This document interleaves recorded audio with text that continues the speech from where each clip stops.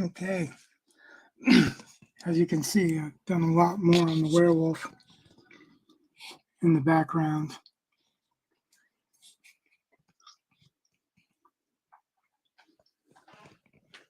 than I originally had.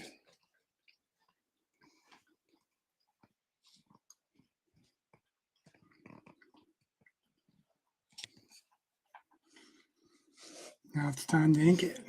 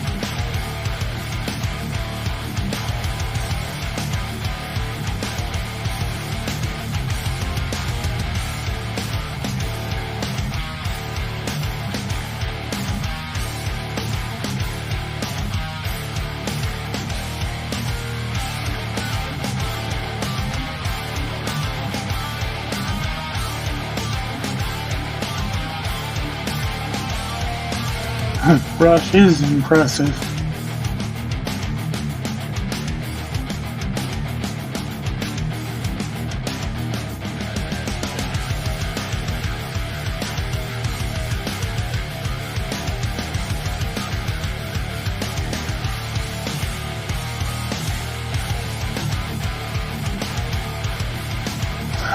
I've got to come out and admit that I'm using the Milli Vanilli approach.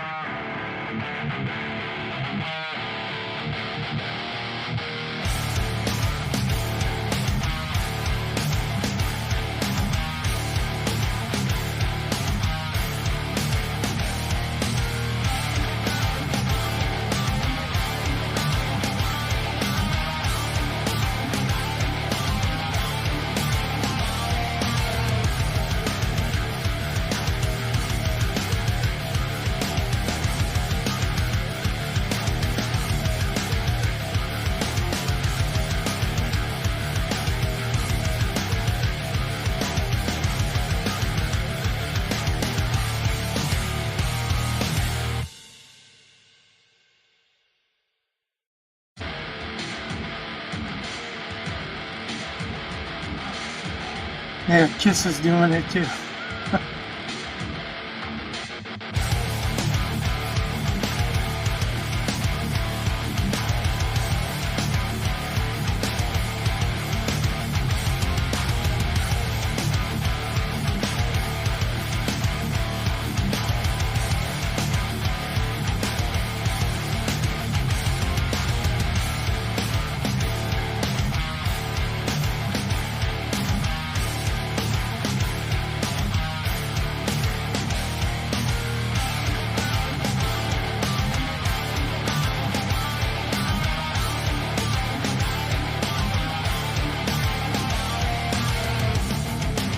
On these fingers, I'm not trying to have a smooth outline.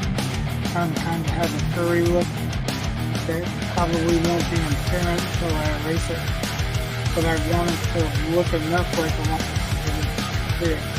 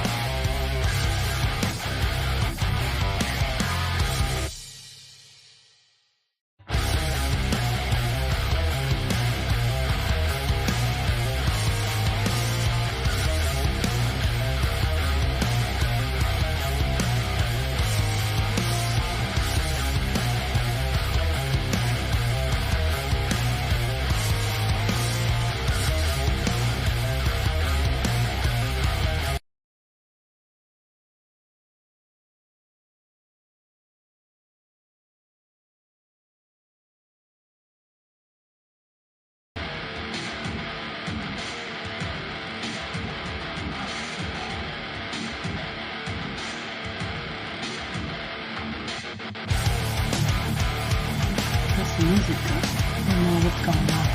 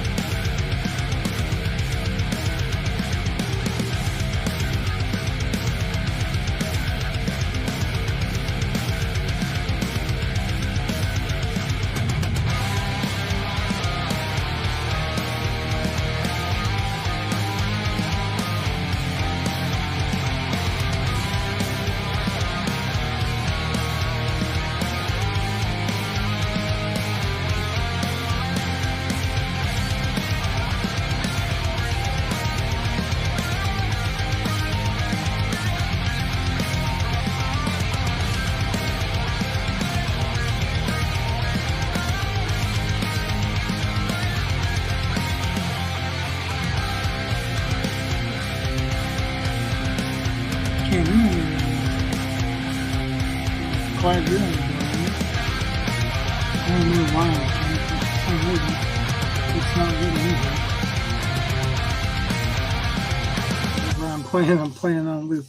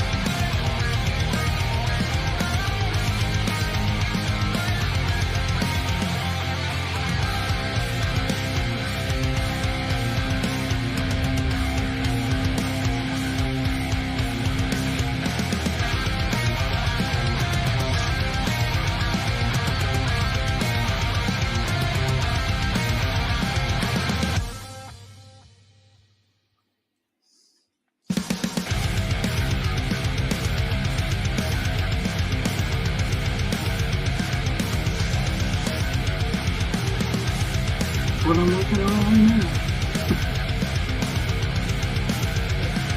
Okay.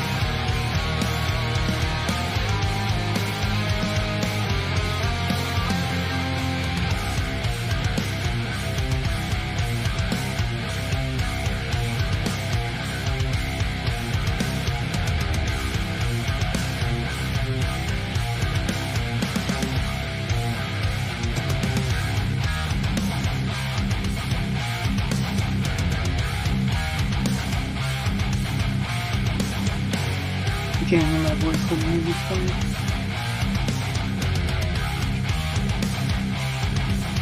It might be too loud, right? It's too far away from the microphone.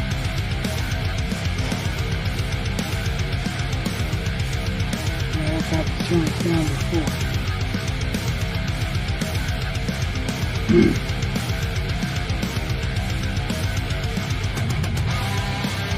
But I didn't speak very well. One of the reasons I'm doing this is try to get over some of that.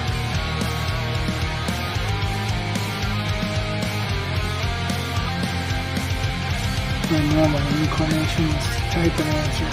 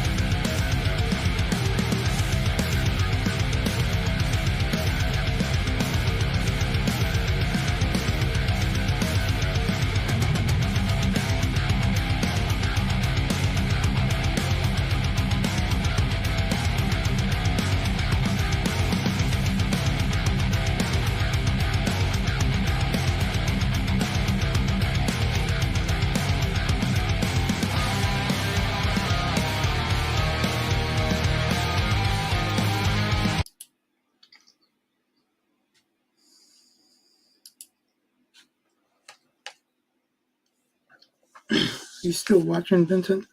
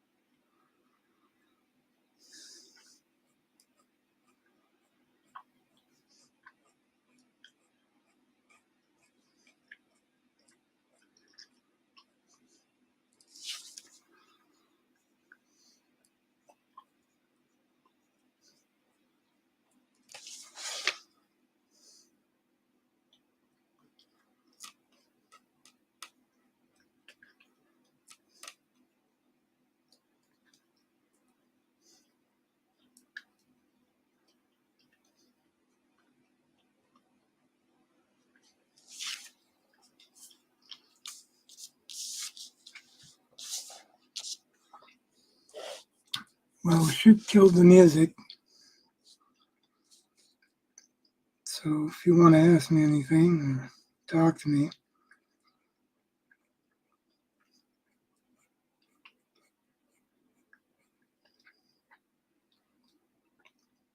should be able to hear an answer.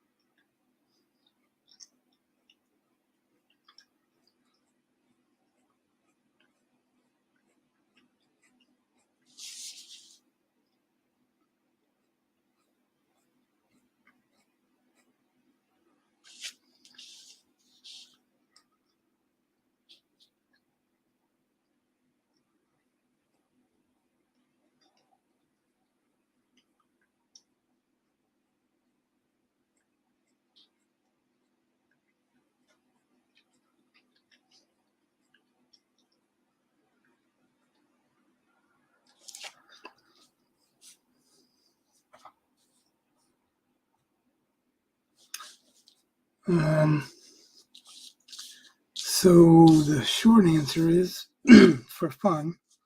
The long answer is it's something for my own comic.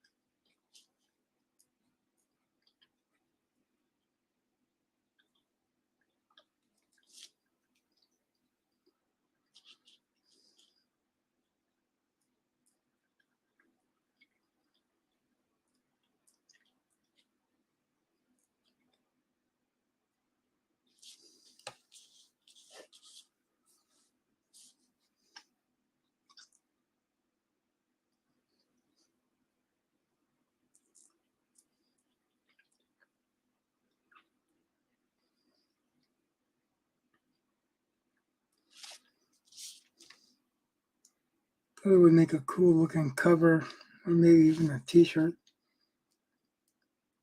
Maybe even both.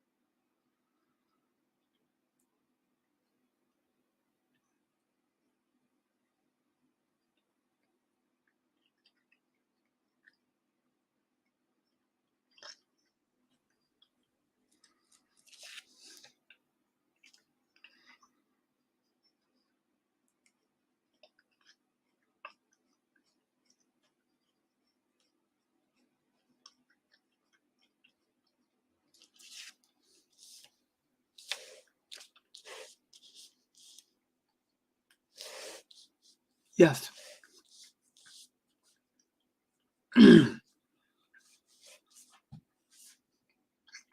I have begun work on one anyway.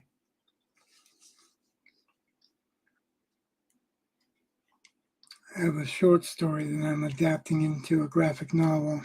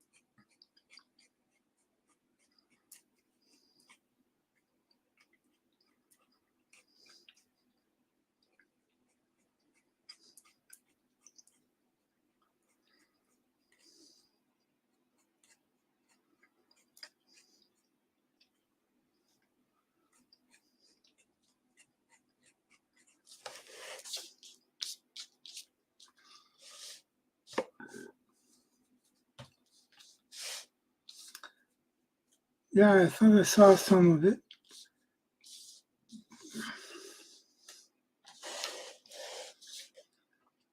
It's not easy, is it?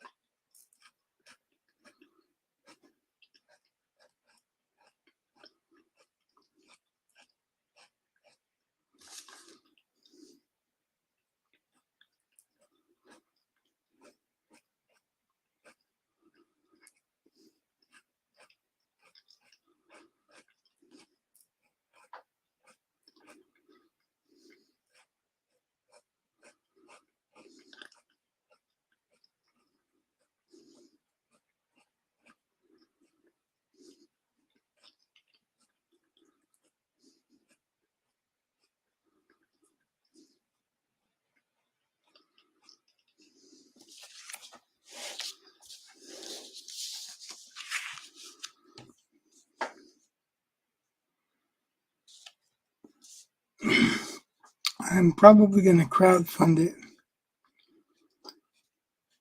I'm not sure where I'm going to have it printed yet. I have to look into all that stuff, but I don't have anything completely finished yet to do that with, so.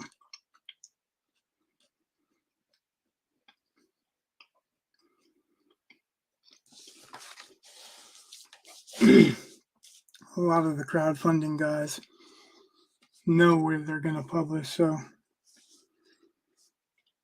they're not worried about finishing because they've been doing this for a living for a long time. For me, I haven't been doing this for a living. I've been doing a lot of other artistic stuff for a living. So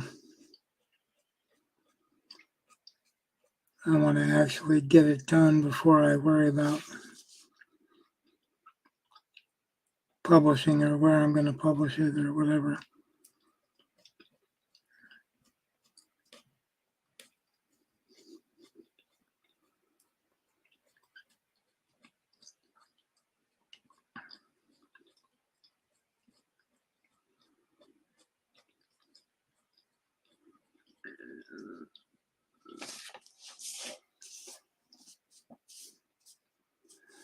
Uh, right now, probably Indiegogo. But Indiegogo's acting weird. Actually, all of the platforms are acting weird. I hear a couple of comic skaters are going to start their own crowdfunding platform where they're not limiting what people are publishing except for, the obvious. I'm not supporting terrorism and all that, but they're not going to dictate what you can write your comics about and call you evil just because you don't want to go mainstream, which unfortunately a lot of them do nowadays. I just want to make my comic, make a good comic, and a fun one that everybody likes, or as many people as I can get to like it like.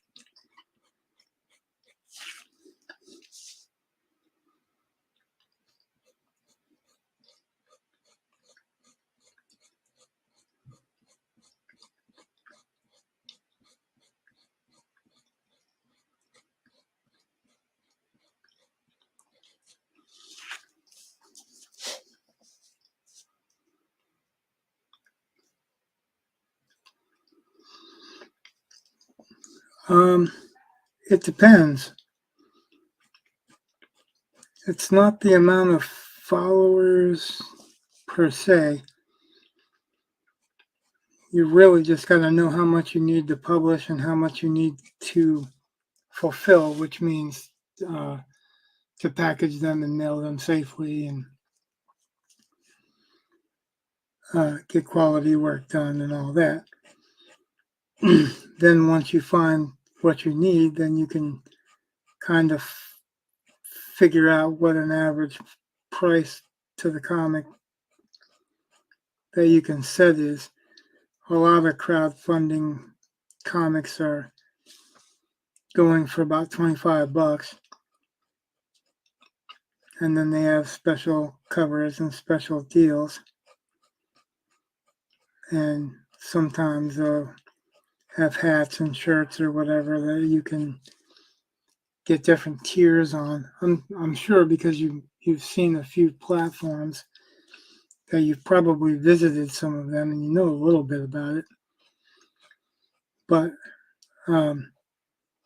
what it costs me to publish is going to be different than what it costs you to publish, because they're going to mail it to you to distribute it for your own. And sometimes you can get cheaper publishing done overseas.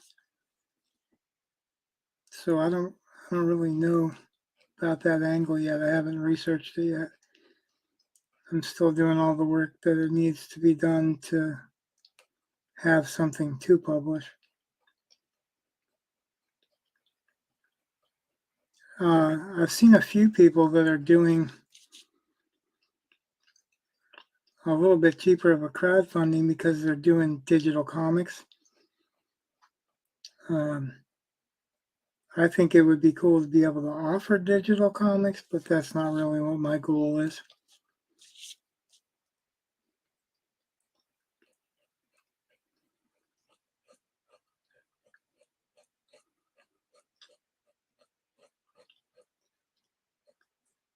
What are your goals? Do you know what your goals are?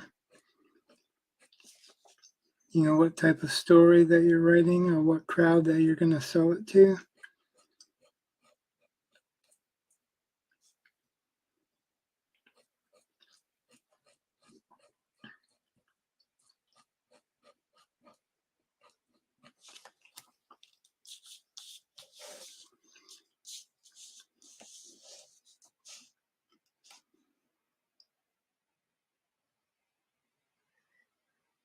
Kindle, you mean?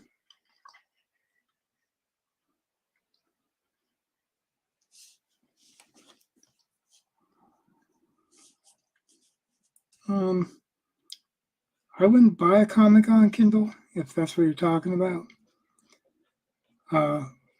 There probably are a lot of people who would. I wouldn't because my Kindle is so small, and it's a regular Kindle. It's a cheap Kindle, not a like Fire or any of the really digital pads. So that probably wouldn't be a route that I would go.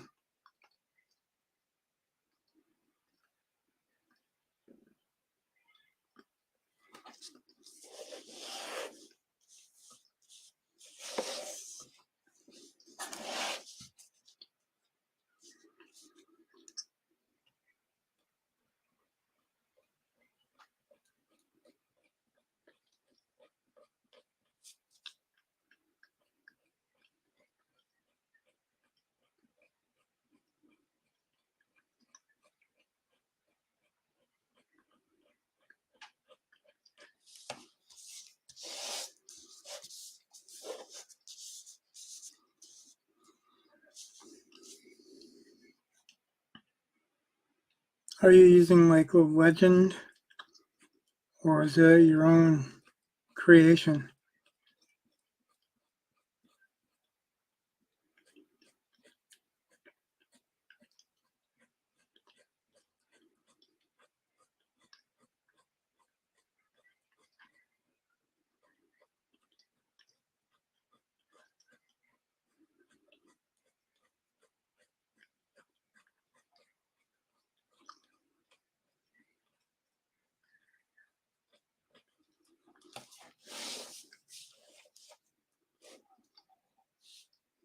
Or are you going to just do a digital comic?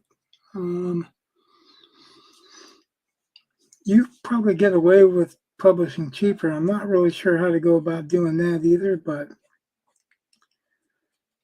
I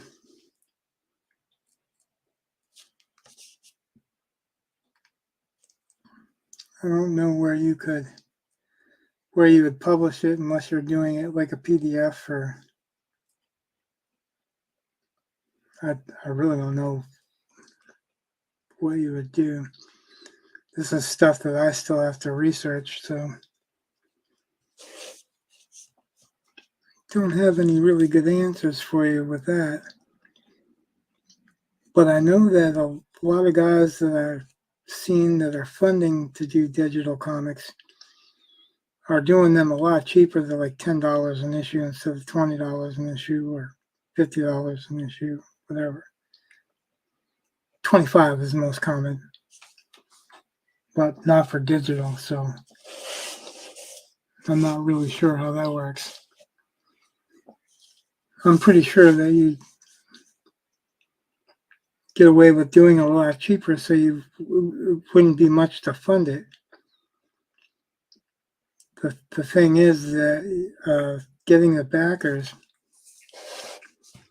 and if you can get the backers, almost all the money you make is profit,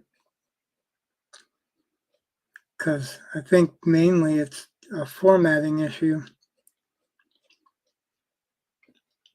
and you could probably learn to format it yourself, which would dramatically change the cost because you wouldn't have to pay for it.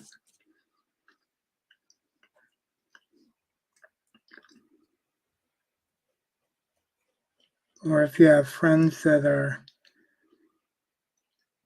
technologically skilled, I have some.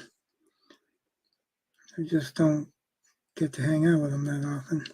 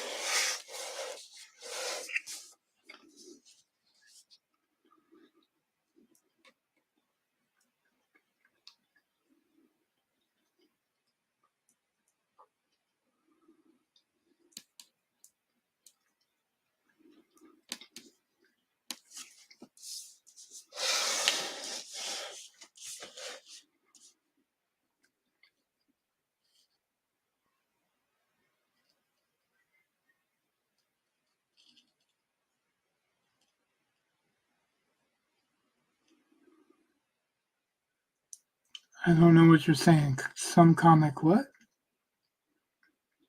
Heard some published comic. Oh, can be free? Is that what you're trying to say?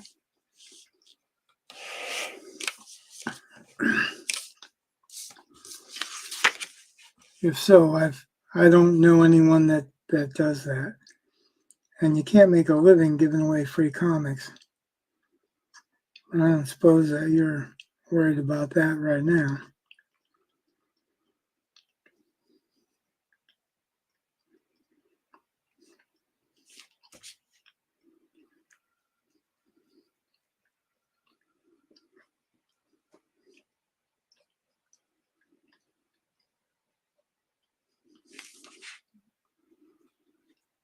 I do know that a lot of people that do free for exposure or whatever,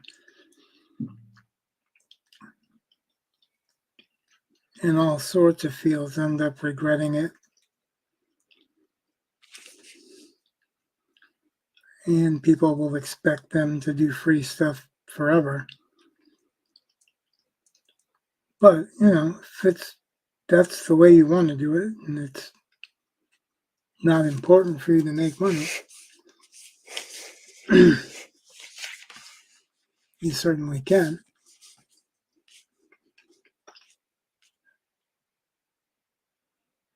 Yeah. Well, that's not something I would do either.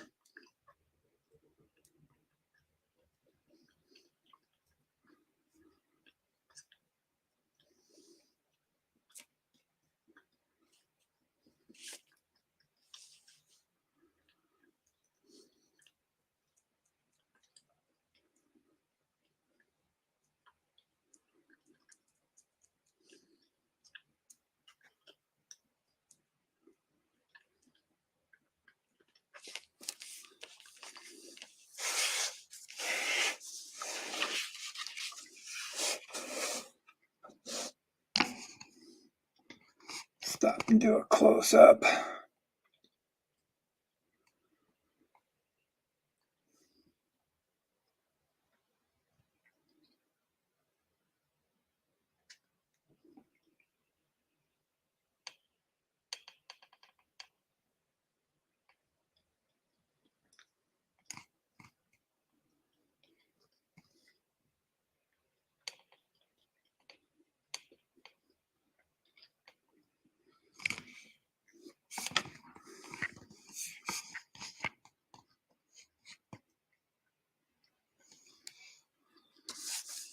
Well, that's something that you'll have to figure out along the way, I guess.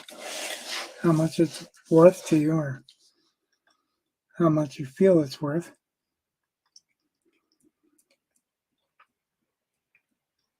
I would say do some research and see what people that you feel are the same level as you are that are doing crowdfunded books and see what they're getting.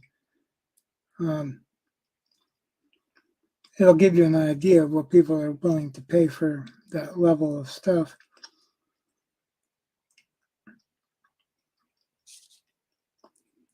Like I said, I don't know for sure, but I think I was reading a few of the guys that I've seen that are crowdfunding or doing digitals for $10.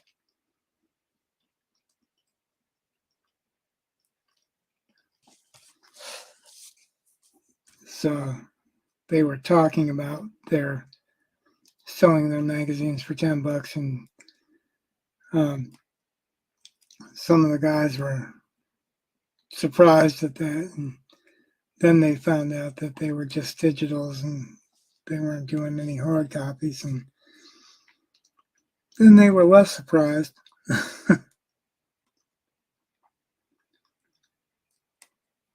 So, I also don't know the skill levels of the guys that did. I just happened to be watching something that was doing some crowdfunding and some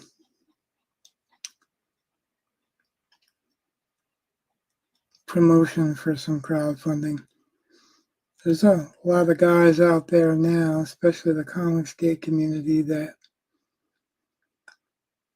will help you fund, well, not fund, but help you promote, get the word out about your book, and especially if they like it.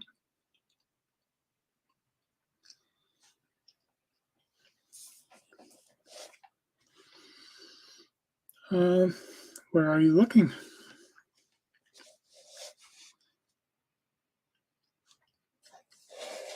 Are you actually looking to find artists at that level?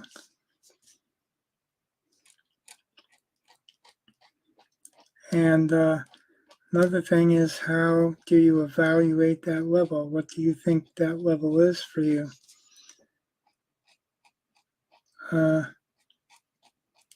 on Indiegogo and look and see what comic books or digital comics are out there to get funded.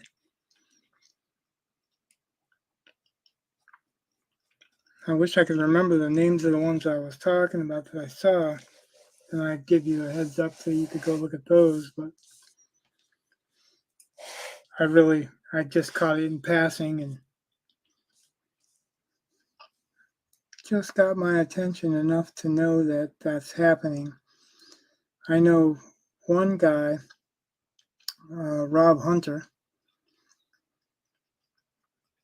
is selling a black and white artist edition where there's actually no words, just the artwork for that particular comic. And he's selling it, the words with the color version, but he's selling a black and white, just artist edition. And I think he's got a digital version too, so the digital price is different than the other prices. And obviously, digital's a quicker delivery because you're downloading it.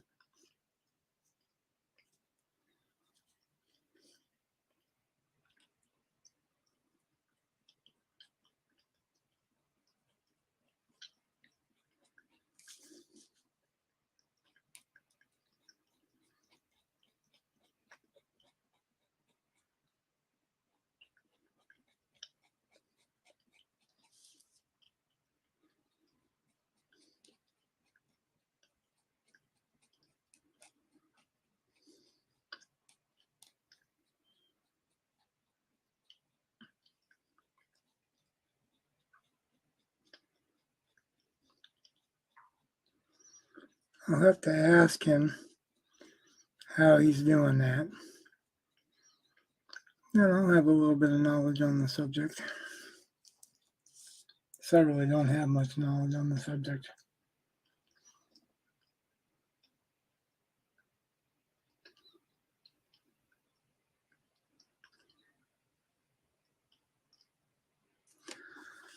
A lot of the older comic books are black and white.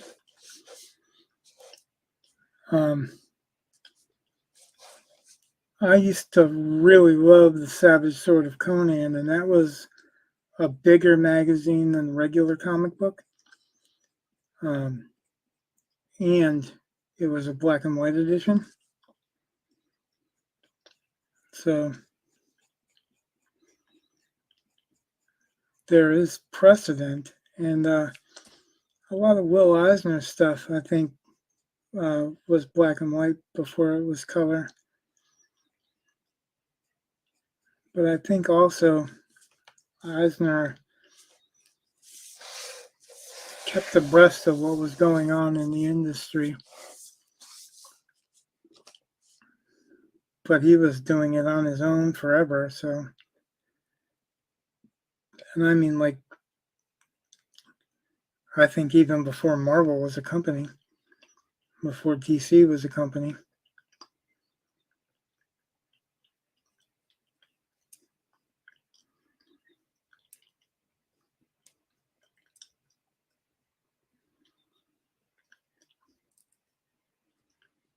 It's one of the reasons I put such stock in what he says, because he's seen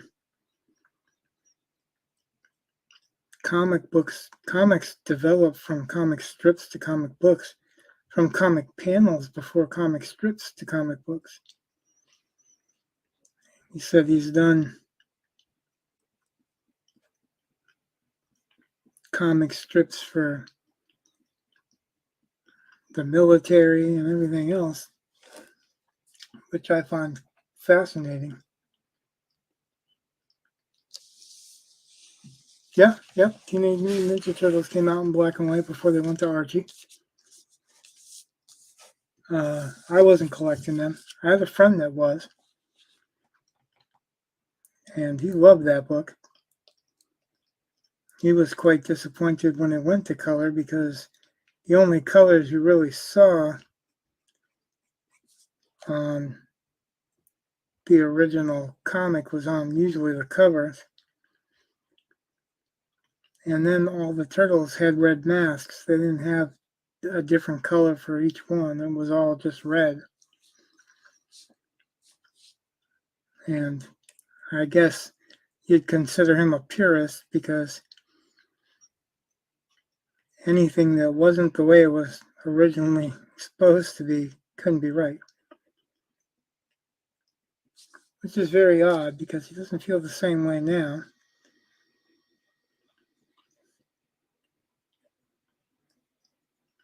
On a lot of issues.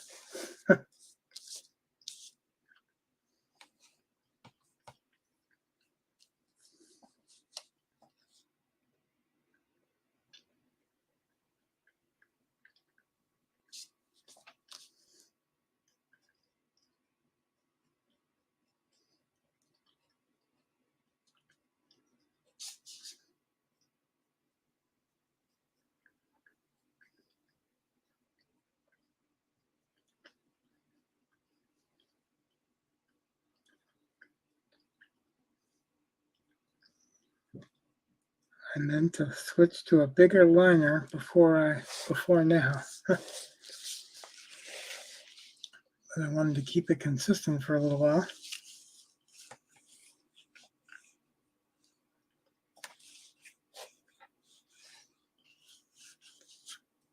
I understand both points of view. I understand that the original Turtles, they had a unifying color. It's like a uniform almost. It was something to breed the understanding of team versus individuality. You could tell them by their weapons, and you could tell them by their attitudes. but pretty much that was it. And there's something to be said for that. But most people know the Archie series, where they switch to colors to identify them. And I can see that also, that, that's what you're used to. That's pretty much all you've known. That's what you'd expect.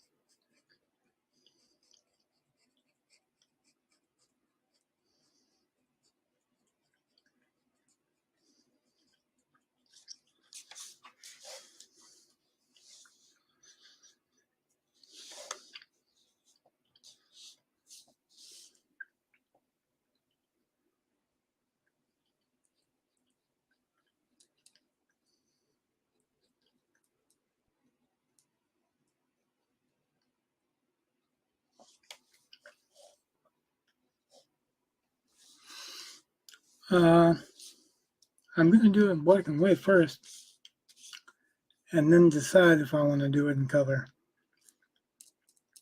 I really, really like the idea of doing black and white or limited colors. I also like the idea of doing maybe posters and covers in colors and just keeping it black and white on the inside. I don't know if there's a market for that much anymore, but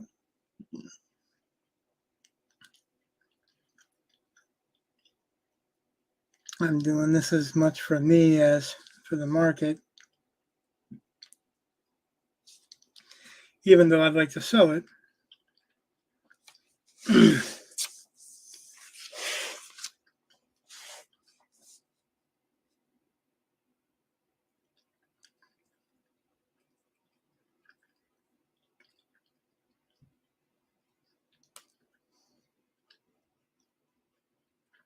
And Frank Miller did really well with Sin City.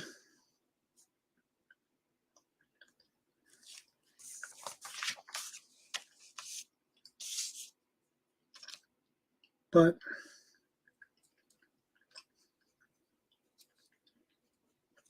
my art's not like Frank's art.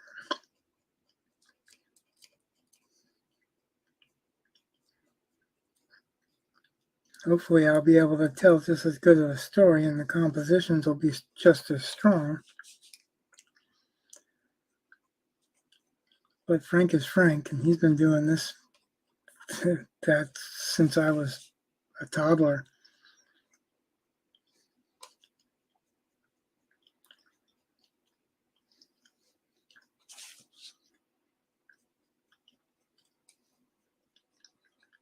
I didn't even know what comics were when Frank Miller started.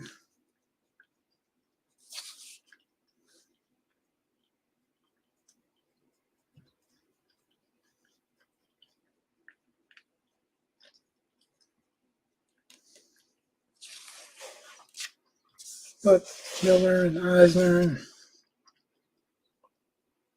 a lot of the artists and storytellers that I think of as greats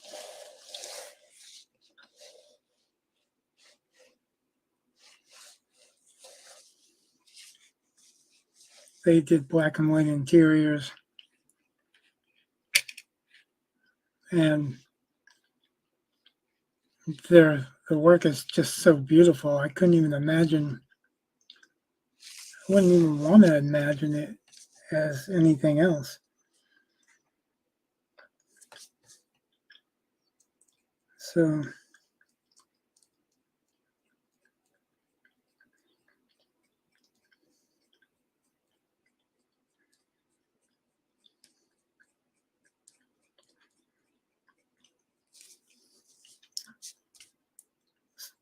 Conan, Sin City, The Spirit. There's tons of great comic books that were black and white.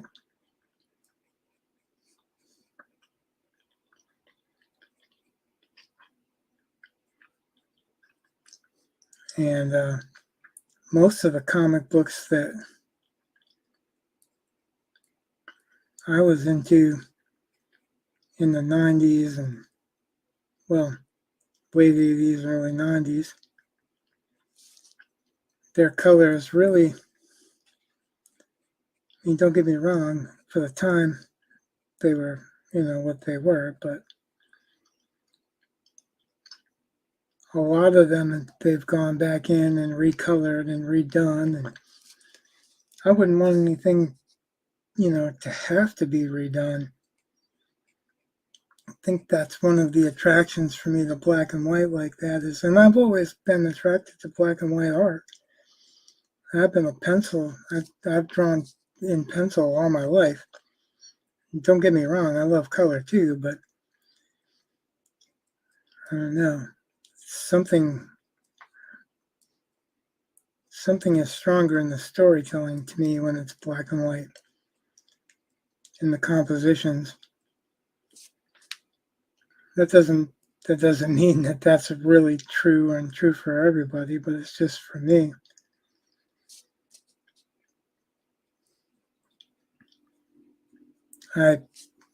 I'm a fan of old black and white movies, and so it's not out of my norm to want to see really good black and white. The hard thing is really good black and white versus just black and white. Because anybody can do black and white, but not anybody can do it with powerful compositions and clean readability. And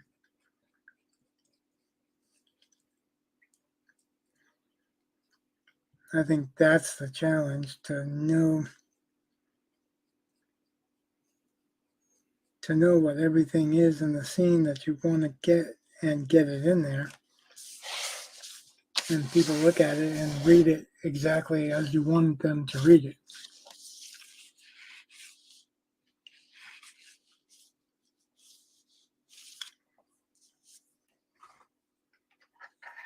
I think that would be the most difficult job there.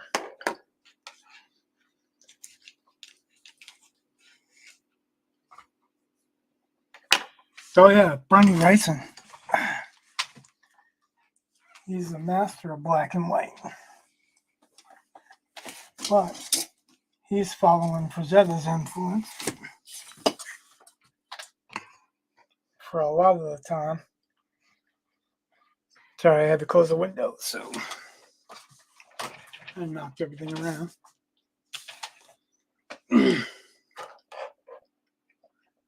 I'm switching to a 0.2. It's a bigger one.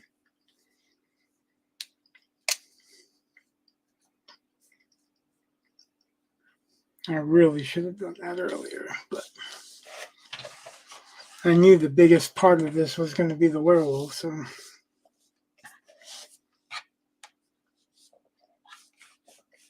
Do you have a copy of the Bernie Wrightson Frankenstein?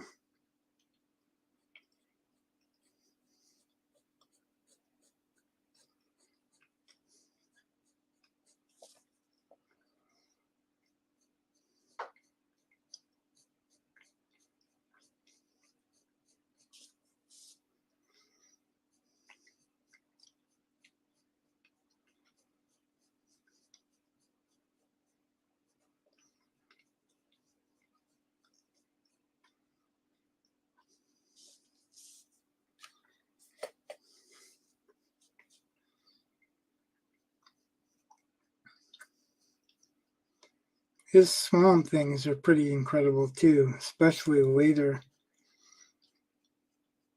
And some of his earlier swamp things are, you can tell they're rushed and they're trying to get him in on time, but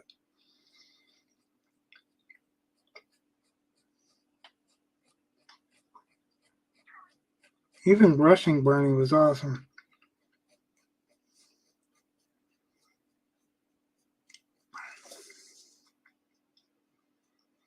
But Bernie didn't like to do superhero comics. I mean, he did Batman a couple of times and did them pretty well, but he really hated them as far as drawing them. His thing was really horror, but it was the same thing. It's because it was from those noir and black and white films.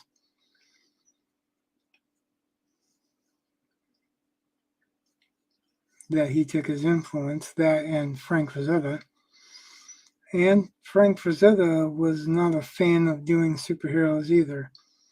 I think the only one that I've ever seen him do as far as a costume superhero was Superman, and that was like a personal thing for somebody, not like maybe one of his grandkids or something.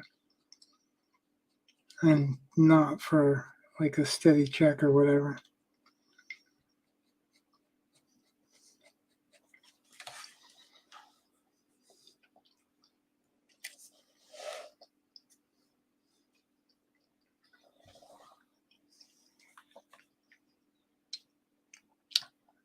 Craze.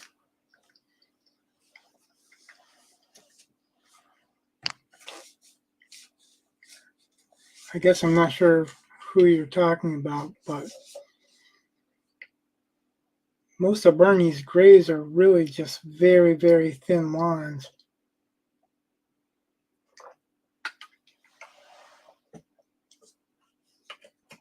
He did a lot of stark black and white.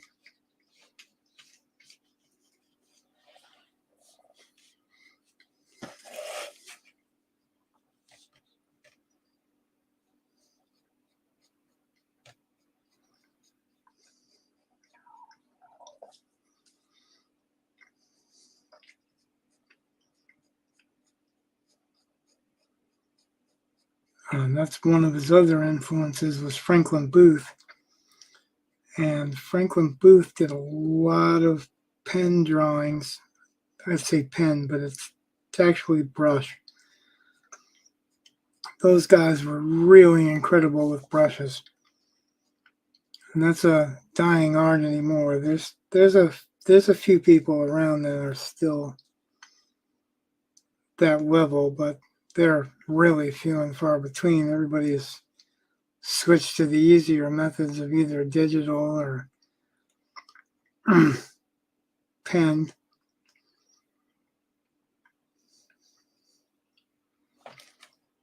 As I use pen.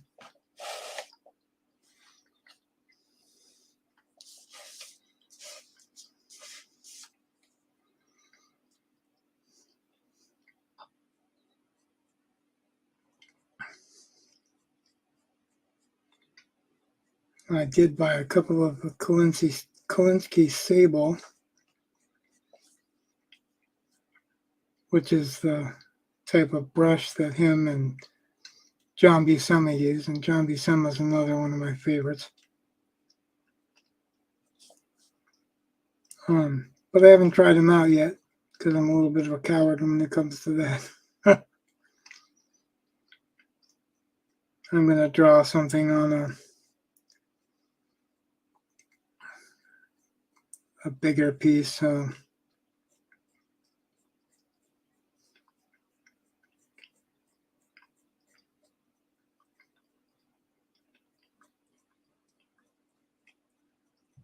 11 by 17 Bristol board.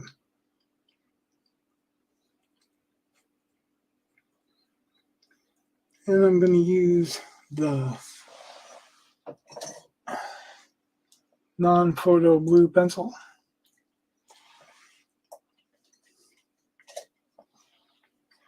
to lay out the roughs.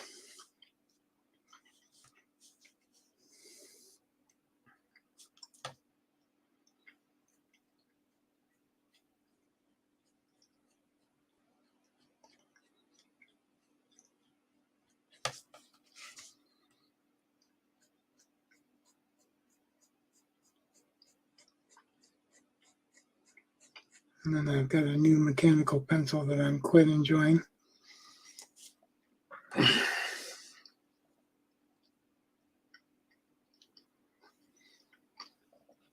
And then I'm going to use a brush. But I'm going to do it smart. I'm going to start easy with something smaller, not a whole lot of big, long lines. Something I don't think you'd need a whole lot of control on. That's the thing about the brush, is you're going to have to master your control of it. Well, I'm going to have to master my control over it.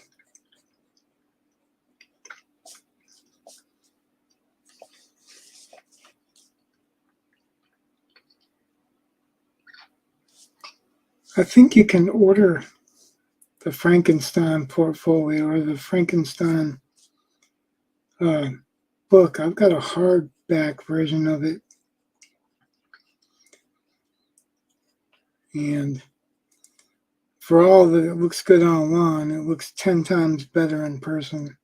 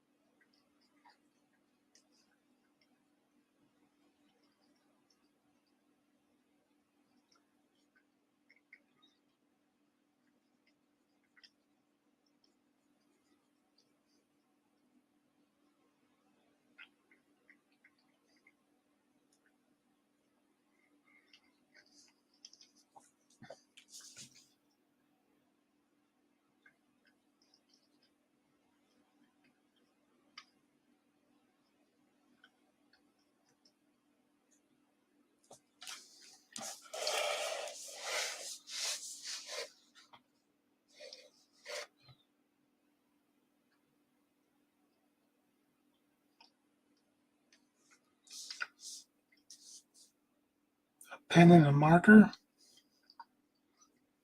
Oh, a G pen.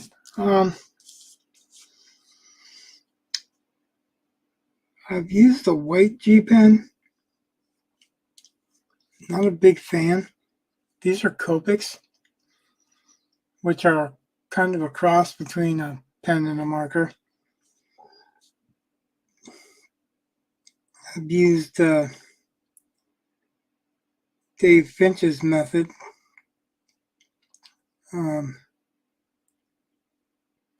With a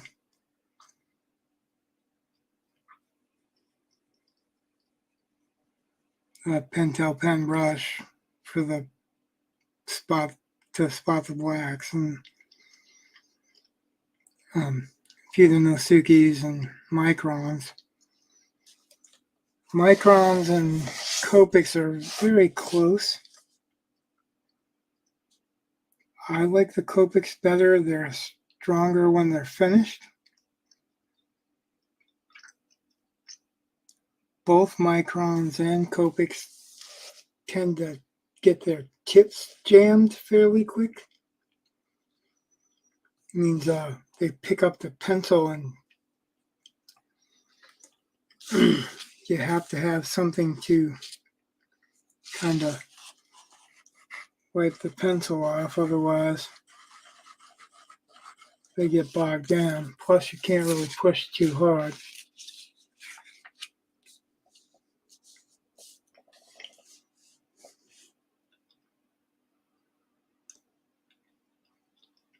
That's one of the reasons I don't use 2B leads or B leads at all when I'm doing something inking, because the lead is so soft that it really jams these tips up very quickly.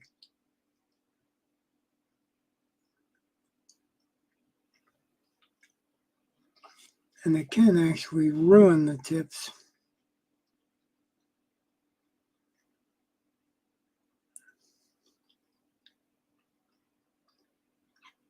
And I don't want to do that. Now I've got a big pack of multi-liners, and they're different sizes. They get larger. I'm kind of trying to build sizes because I go and see I'm going into the old lines right here. Yeah.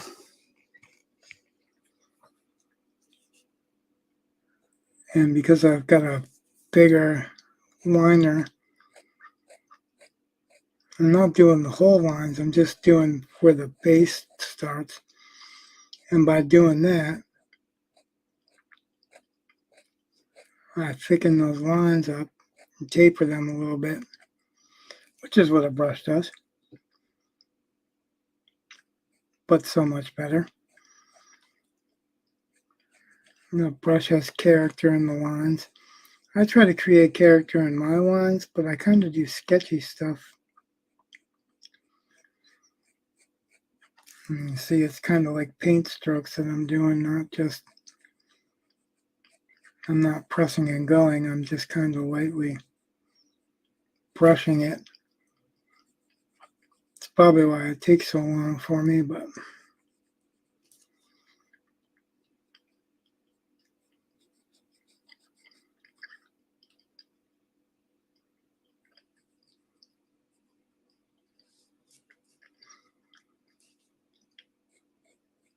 I don't mind spending the time on it, especially if I get it right. I don't know if I'm going to get all of this done. I'm probably not going to do it tonight on camera because I've been, wow, it's almost 3 hours again. It tends to happen when I draw or paint or ink, apparently, on a live stream. That time just goes by quickly, especially if I've got someone interesting to talk to. Thank you for showing up and giving me someone interesting to talk to.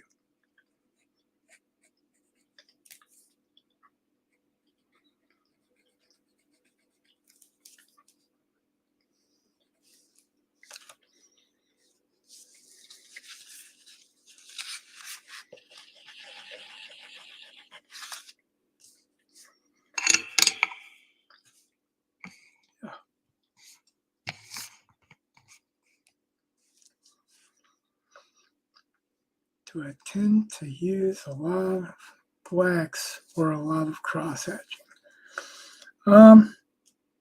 So you don't have to crosshatch. I know that's a concept that a lot of you younger guys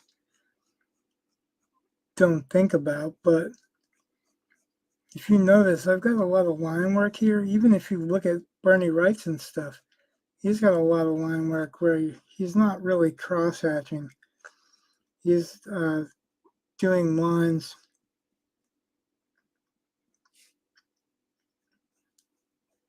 scroll lines, render lines, which are usually called feathering lines. You probably hear McFarlane talk about that if you watch that, or Jim Lee a little bit too. All of these lines, all the lines in the mouth, see? All of these, none of them are cross-hatching. There's a little bit of cross-hatching, very little bit of cross-hatching in the fingers.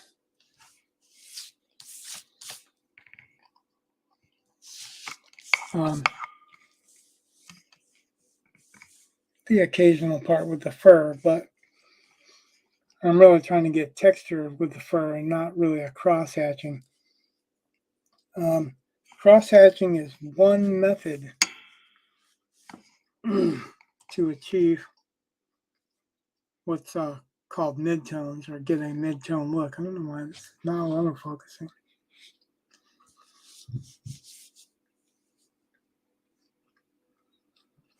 It's just a layer to go between the black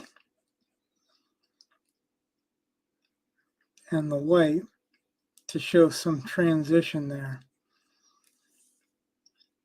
You can do cross-hatching, certainly. And you can do cross-hatching and feathering. I personally like the feathering look sometimes more than I like the cross-hatching look. It just depends. I think they all have their purposes. Have you ever looked at Andy Bray's?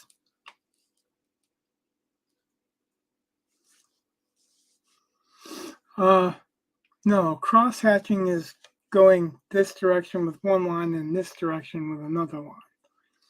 They are literally crossing. Your feathering lines are usually one direction, and that's feathering out into the light.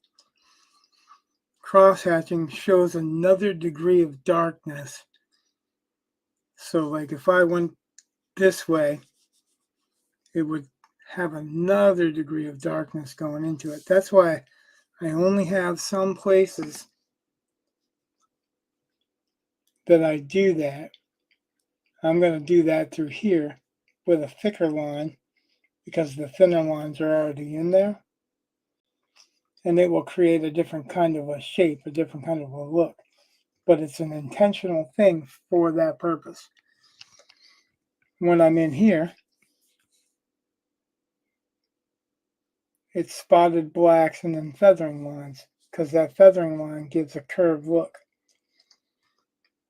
The feathering lines give a curve or a straight or a furred look. There's really very little cross-hatching in this.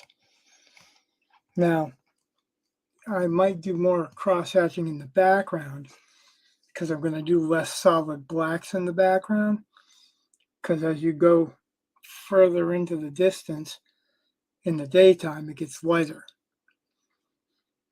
And this isn't supposed to be a midnight scene.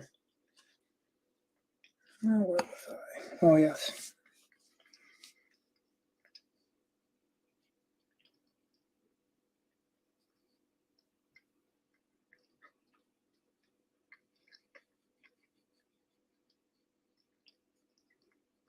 You should check out some Andy Bray's art.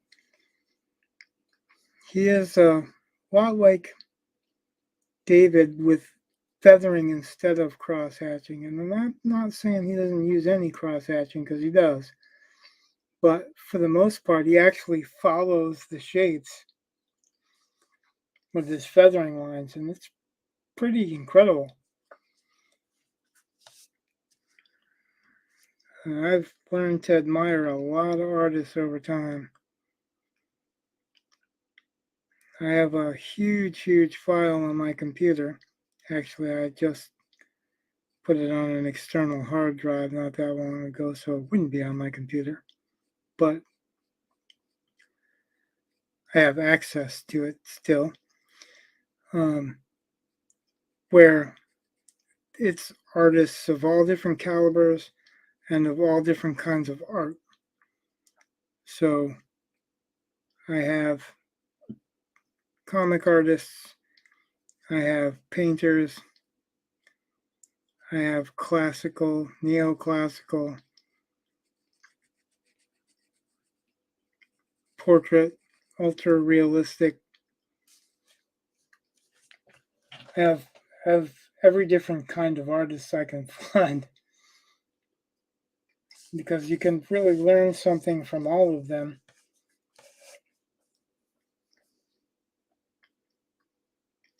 In the end, it's your style that you're creating. And no matter how many artists that you think are cool or great or whatever, or try to emulate, you're always going to end up doing you. Even those guys that are kind of Frazetta imitations, they are them. They are their own too. Um,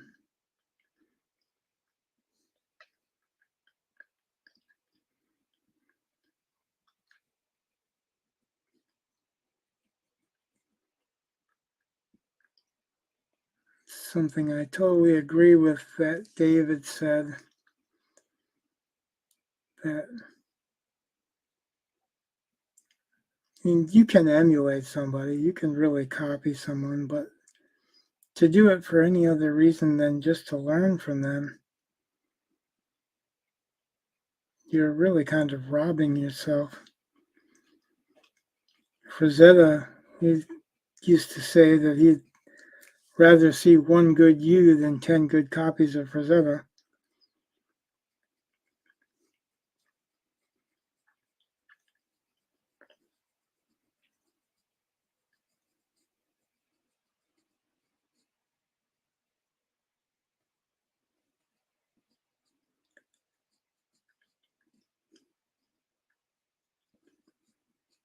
I don't think there's an artist that was more influential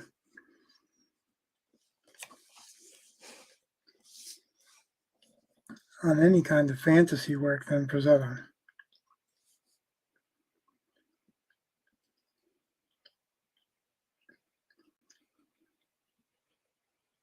Now, don't get me wrong, Boris is good too, and he did a lot of influencing, but he started out kind of emulating Frazetta.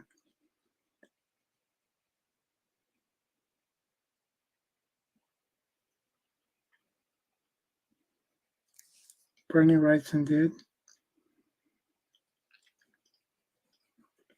Hell, Bernie Wrightson's early stuff, he even tried to emulate Frazetta's signature on his signature.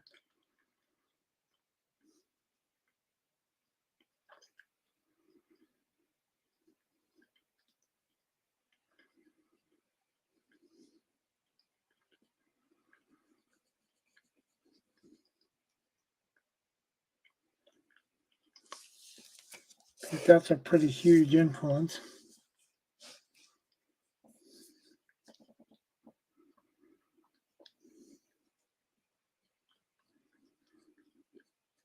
Vincent, are you drawing along with me? Am I the only one drawing here?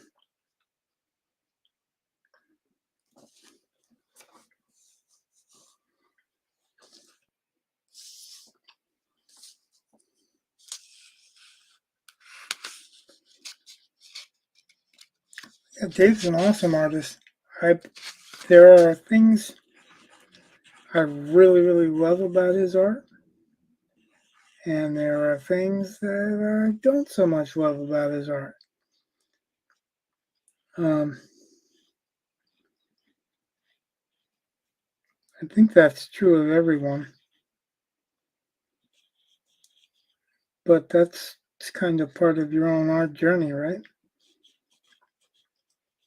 Deciding which parts are the stuff that is attractive to you versus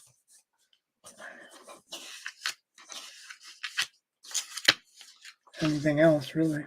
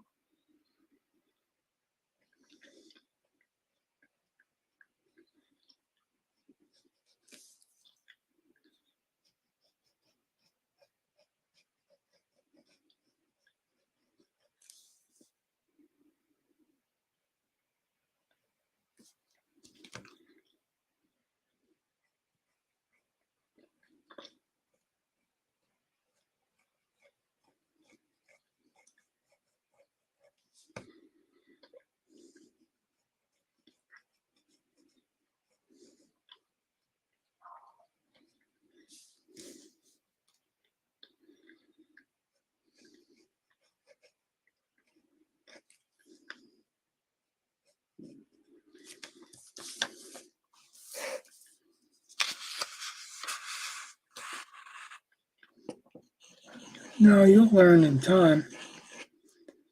If you try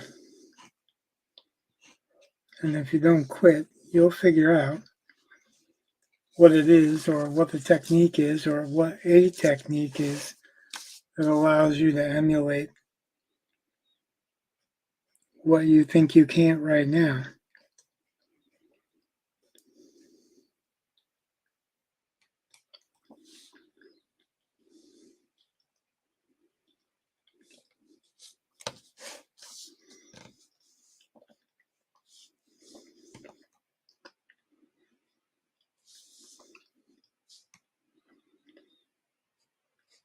If you want to.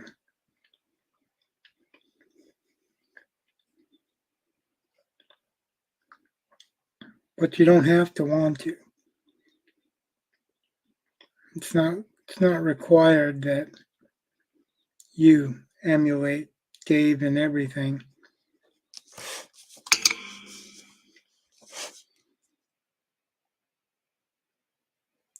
As much as it's flattering to him,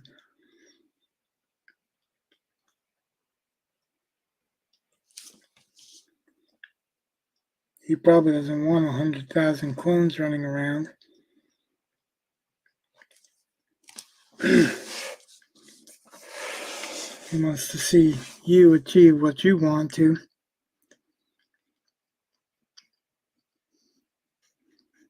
And he just wants to help. He doesn't want to make copies of himself.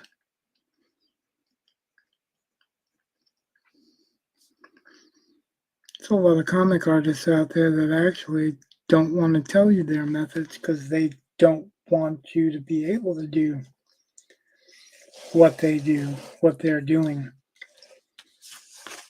Because if you do, it endangers their careers or what they are doing or trying to do. Dave is a hell of a good guy, and he gives a lot.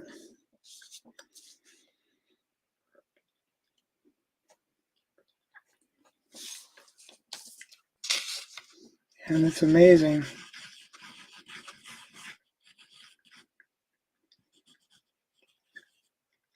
how much he feels free to share and how many people do really emulate him.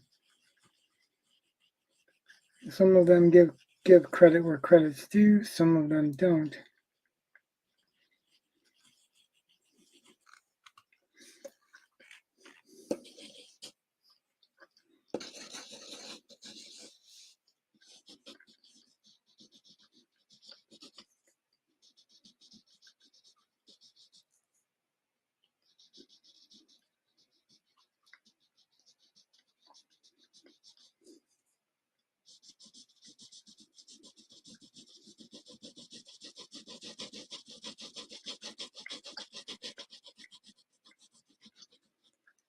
It's cleaning that pencil lead out. See how it's not leaving clean lines.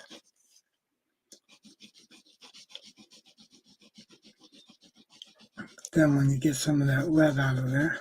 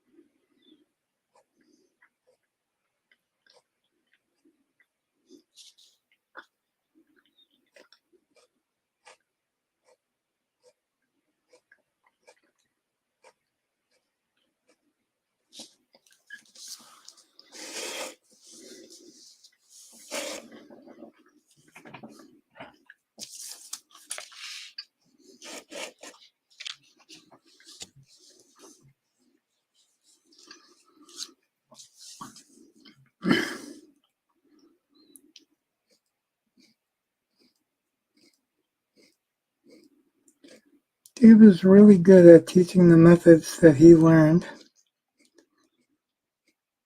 how he learned them. And he learned them from a great comic artist himself, Mark Silvestri.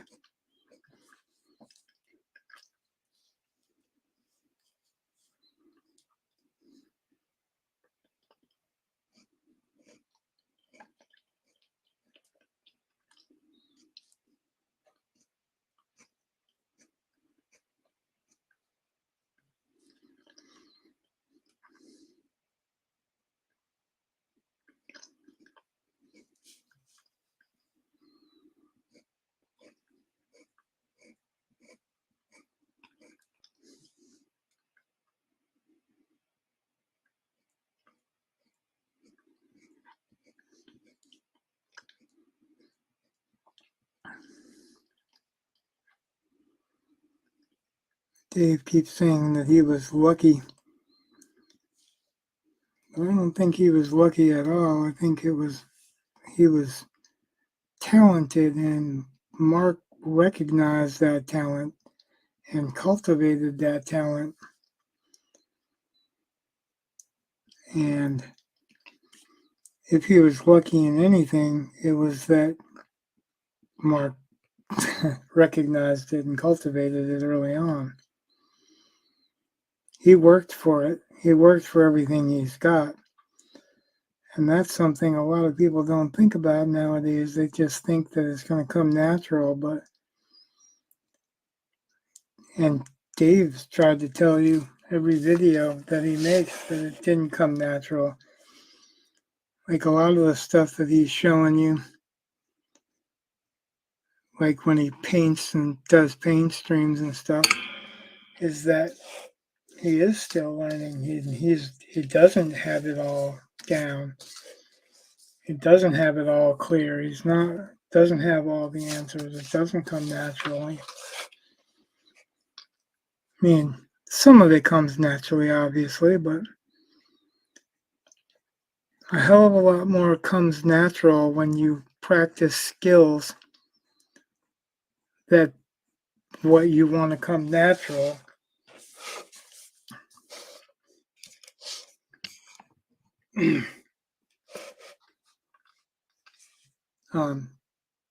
Develop.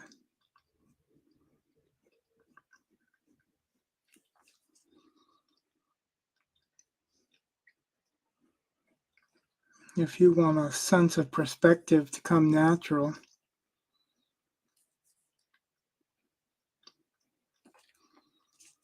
you have to practice perspective.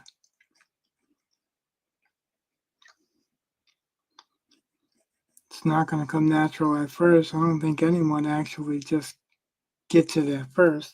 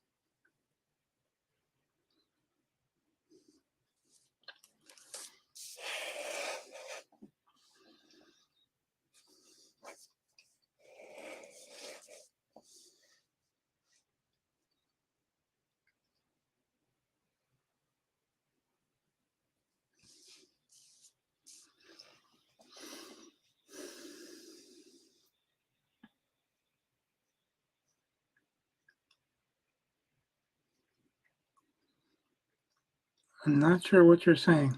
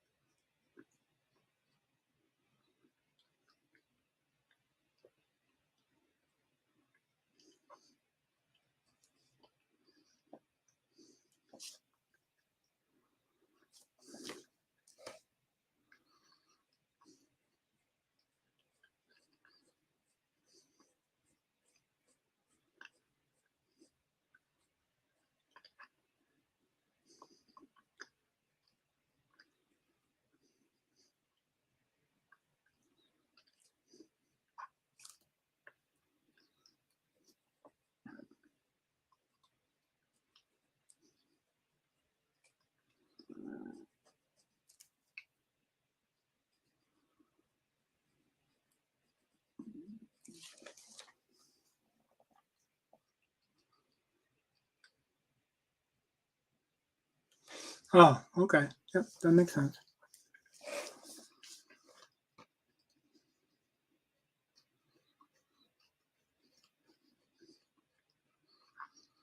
Yeah, there's very few people that it comes naturally for. I used to hear stories about guys that it did come naturally for early on, and they would be praised for it by their family and friends or whatever. But then later on, they didn't really grow and learn different things. They just got accustomed to what they were good at and never really did anything beyond it, never pushed to learn anything new, never developed any new styles. They just were content to be, I don't know, the best at their style. Like when you're looking at someone that's 10 years old or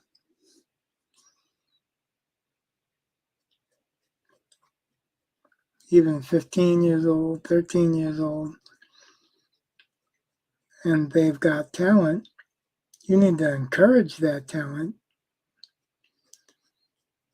but you don't make them think that that's the be all end all, that talent is going to make them a living or change their lives just in itself, because it's not. And then that's actually the way to heartbreak, because there are very, very few people that are so good from the get go that they can do anything without any training or any extra knowledge or whatever.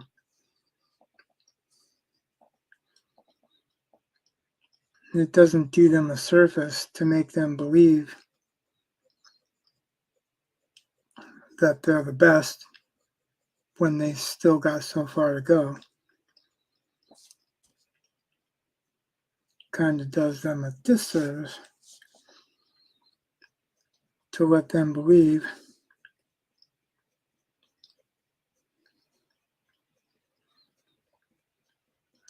that they've got it all or done it all.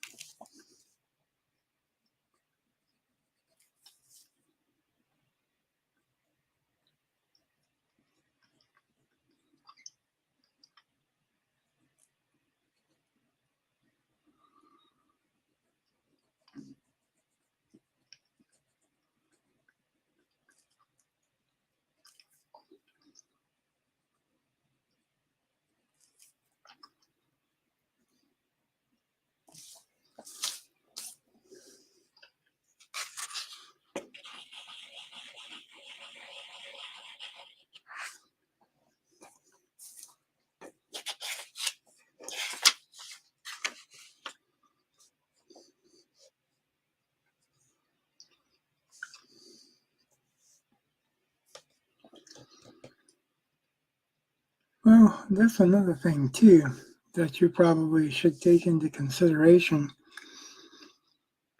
is that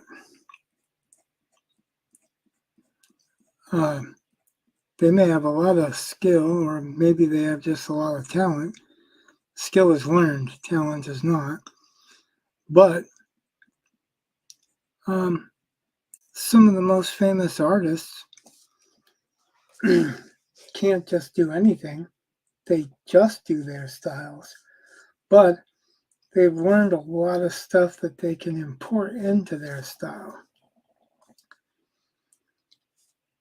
So don't be intimidated because someone's good. See what you can pick up from it. See what you can learn from their habits.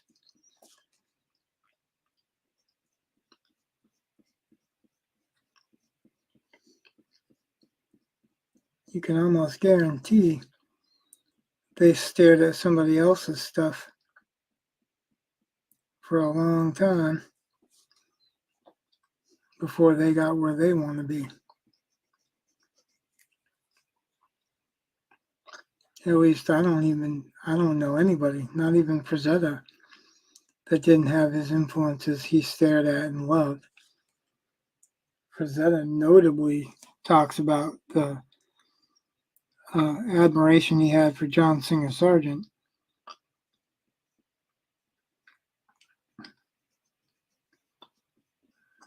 And he's swiped some stuff from some French artists. I'm not going to try to name them because I would hack their names, and I'm not going to do them an injustice. But if you look in the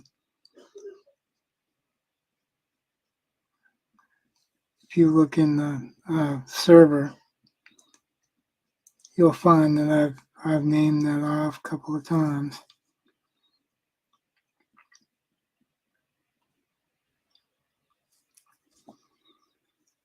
Everybody starts somewhere. Everybody's got influences. No one lives in a bubble or started perfect.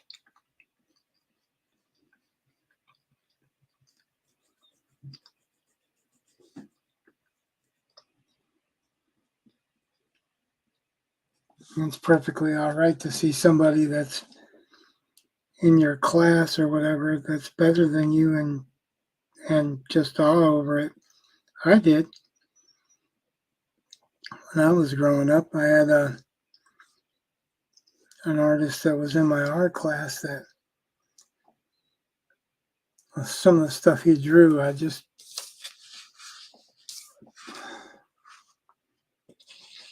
makes me drop my jaw. I couldn't comprehend how they could do that without tracing. Some of it was like vehicles. Like this one kid drew an incredible Ghost Rider with his head hanging out of a 68 Camaro, and that was just incredible. One of my influences that got me started on drawing at all was my cousin Steve. He was 10 or 11 years old, and he was drawing like the cover of Christine, the movie. And it just looked like the movie poster. He was that good. He just never pursued it. And I think part of the reason he never pursued it is because everyone told him how good he was. And I think that laid some expectations on his shoulders that he had to be better, had to keep getting better or something. I didn't think so. I thought he was pretty awesome as he was, but it definitely made me rethink, put me in a small competitive state of mind saying, I have to get better. I have to do this at least as good as him.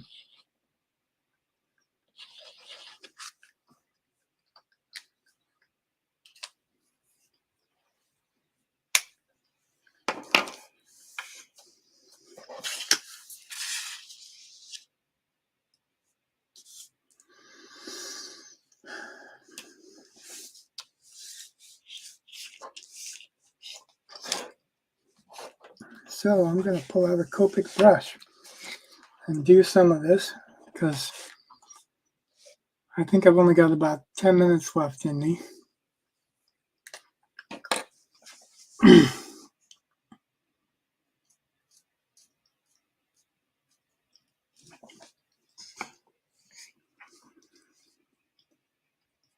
Before I hang it up for the night. Actually, 15 minutes, I'll put it to be midnight my time.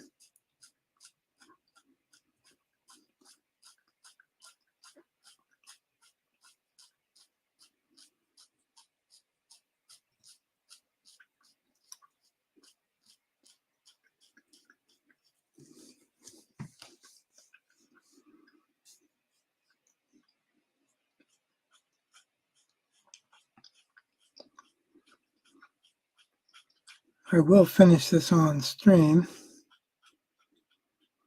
because that was the whole purpose. But I think I'll do a little bit more of the werewolf tonight and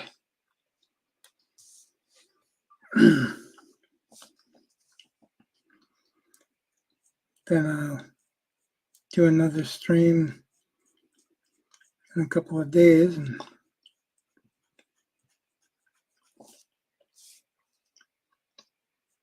either finish the werewolf and then start the background or kick it on the background and see how far I can get.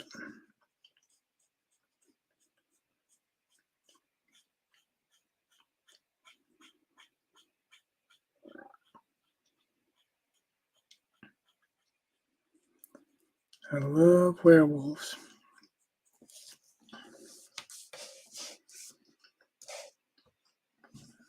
I'm very particular on them. Yeah, that's pretty cool.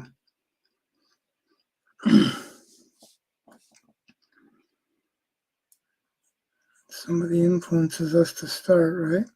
Everybody has somebody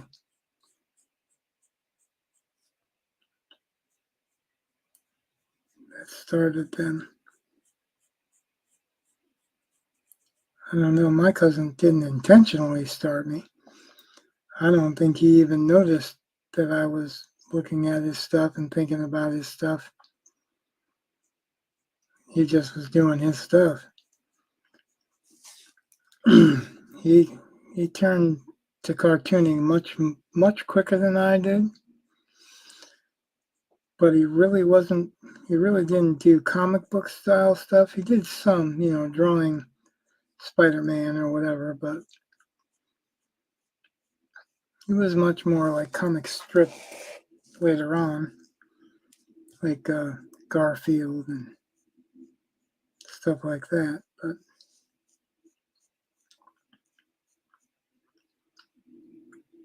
it's all valid.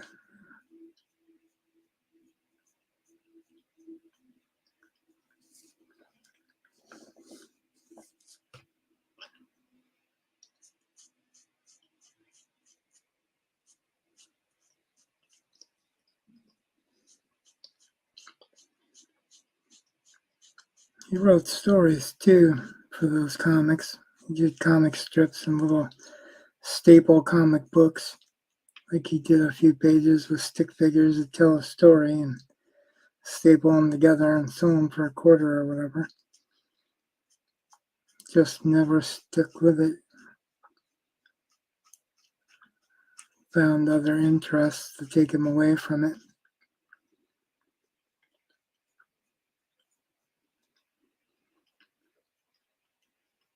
Which makes me sad. I think he could have been one of the greats.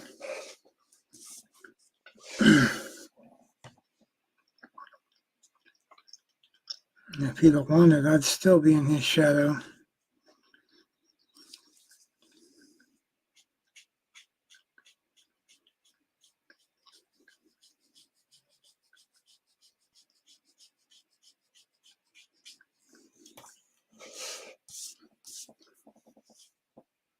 I'll probably always credit him with getting me into the art.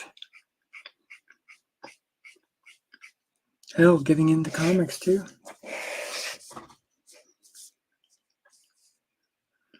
It's between him and my Uncle Jimmy, who brought us trash bags full of used comics.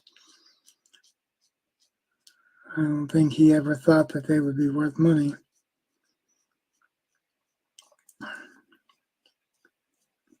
So he didn't treat them like that, just stuffed them in trash bags. But he brought them to us and dropped them off with us, and it was like, wow, a new world.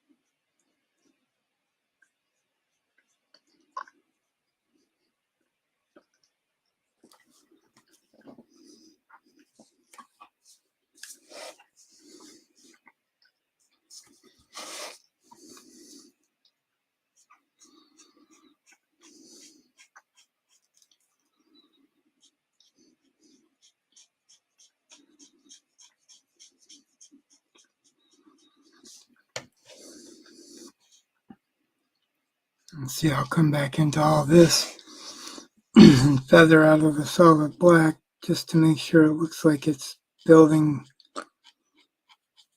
those furlongs.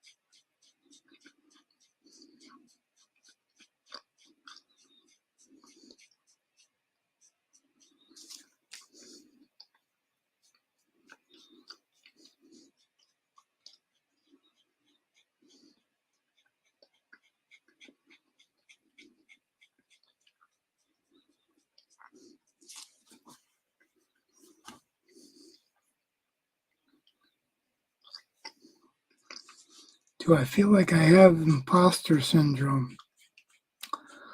No.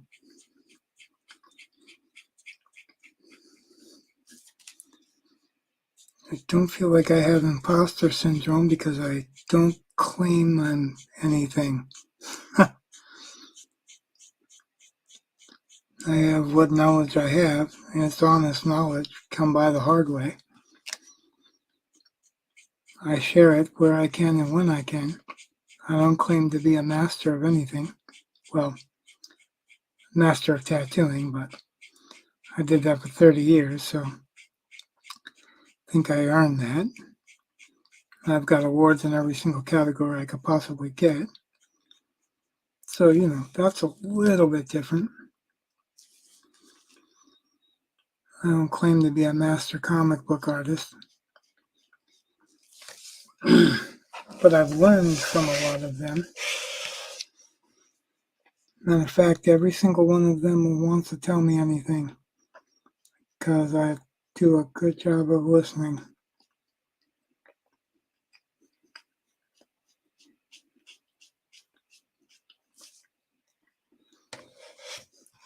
I think anybody that's interested in something like that kind of has to.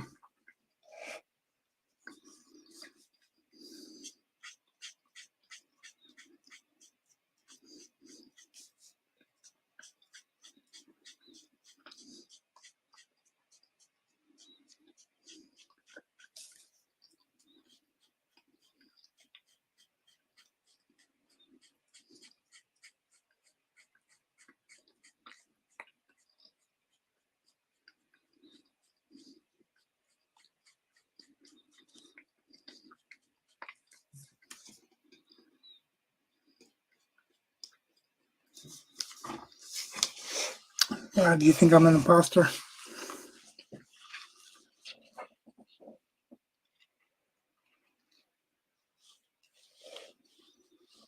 Well, imposter syndrome is not the same as not feeling like you're good enough. That's two different things. Imposter syndrome is feeling like you're a pretender, like you're a best-selling writer for the first time and don't feel like it's real, feel like you're a pretender. You're not a pretender, but you feel like you are.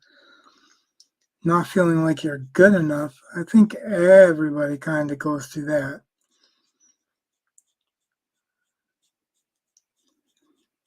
And I think as far as I'm concerned,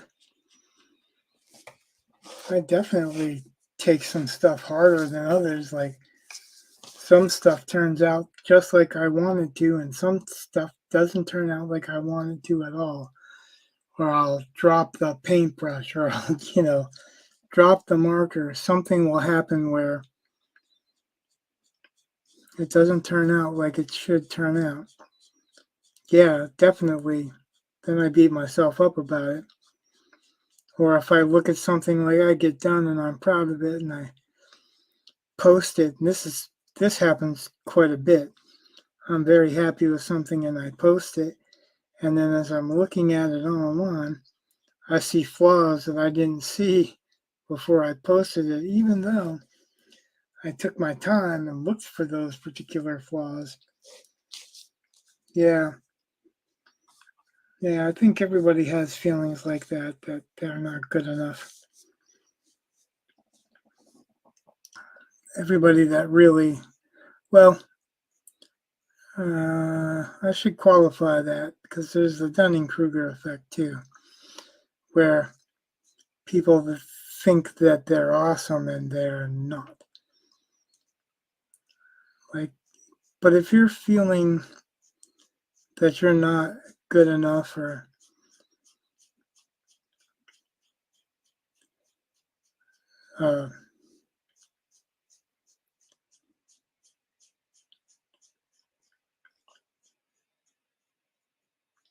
you're feeling that you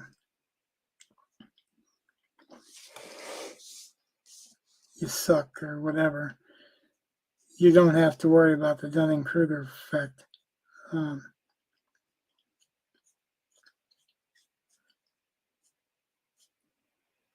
That's mostly for people who usually are pretty bad but don't think they are pretty bad. Those people that run around singing at the top of their lungs but they can't hold the tune, but they're convinced that they should be the next great singer. Yeah, that's the Dunning-Kruger effect. There are people like that in art too, all kinds of art, whether it's like writing or painting or drawing or comics or whatever.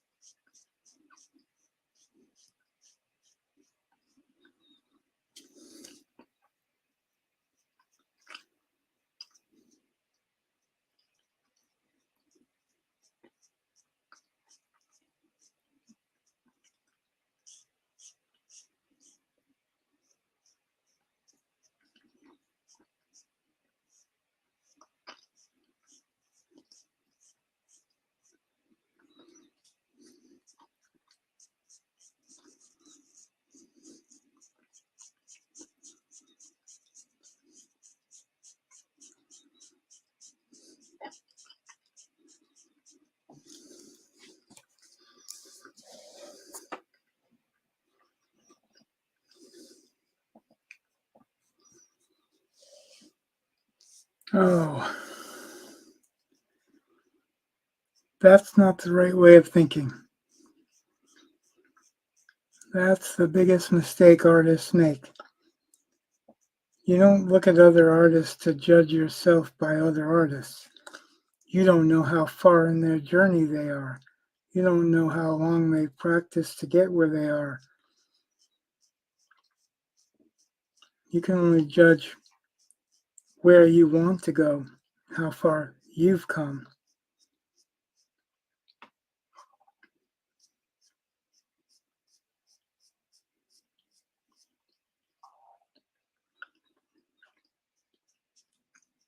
Yeah, sometimes it seems like what's the use? So many awesome people out there. I'll never compete, never be anything. Well, that's the trick. You shouldn't be competing with an artist or any artist right now. You should be competing with yourself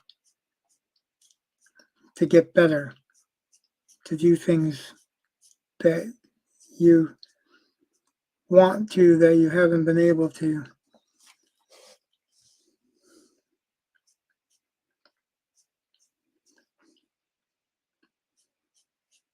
There's no best. Best is an opinion. Somebody saying, oh, this is what I think is the best. And sometimes I find I disagree with a lot of those opinions. somebody thinks something's good that I think is ultimately crap. Well, when you think about that, how many things can you think of that you think are absolute crap that people think are awesome?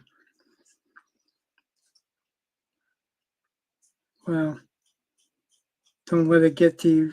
Don't let yourself think that you're crap because you're not what somebody else thinks of as great. Hell, don't think of yourself as crap because you're not what you think of as great. Because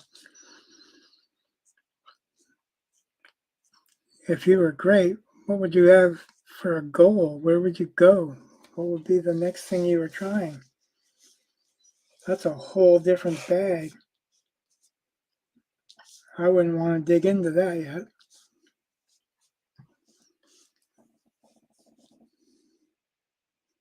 I'm not as good as a lot of different artists that I admire,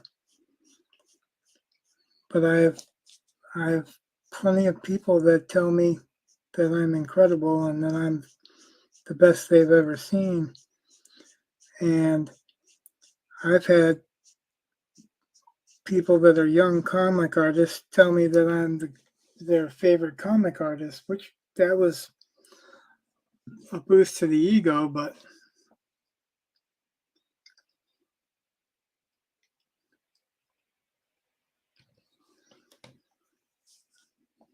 in reality, I'm not trying to be the best I can be to do the job that I want to do. And to answer your question, your most recent question, no, I don't have to compete. I don't have to compete to get in the industry because the industry is dying as such. DC just shut down 2 more titles.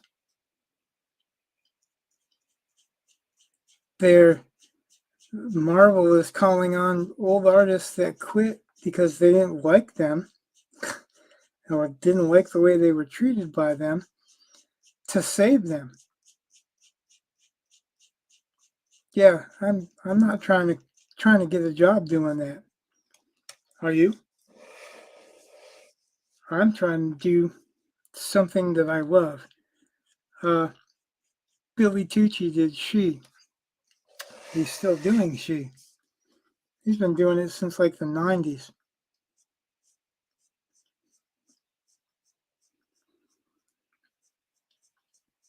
This was before there was a Comicsgate and before there was alternative pretty much anything. And he made enough early on that he rented off an aircraft carrier to have a party on. And you can listen to him on some of the Comicsgate casts talking about it. And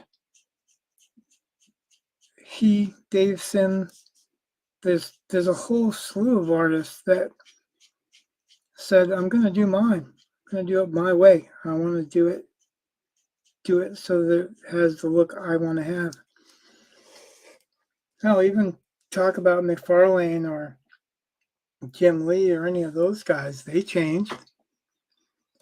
No, you're not competing for an indie comic.